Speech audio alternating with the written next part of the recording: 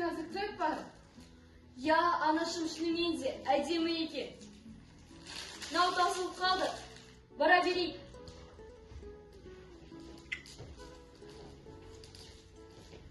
Сендер мен тамсана қарадыңдар, бірақ тыңдамадыңдар.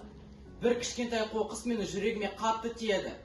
Бір лақтырылған бөтелке менің көз жасымдай. Кешірші. Мен жай ғана ойнадым, өз қателігімді мойындаймын.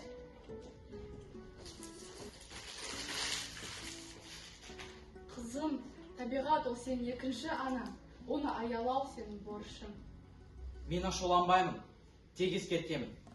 Бүгінгі кішкентай қоқыс ертең үлкен апатқа келуі мүмкін. Табиғатты сүю, өзіңді сүю. Табиғатты қорғау сенің қолында. Болашақ бізден басталады. Біз табиғатпен біргеміз, ол бізге өмір сыйлады. Және оның бір өтініші бар, ол қамқорлық пен сүйіспеншілік. Егер әрқайсымыз табиғатты өз анамыздай құрметтесек, онда болашақ ұрпаққа әсем, жайнаған табиғат қалдырамыз. Болашағында аяла, өз табиғатыңды аяла. Табиғат аманат, қолдасақ шапағат, бізбен бірге жаңа таң атады.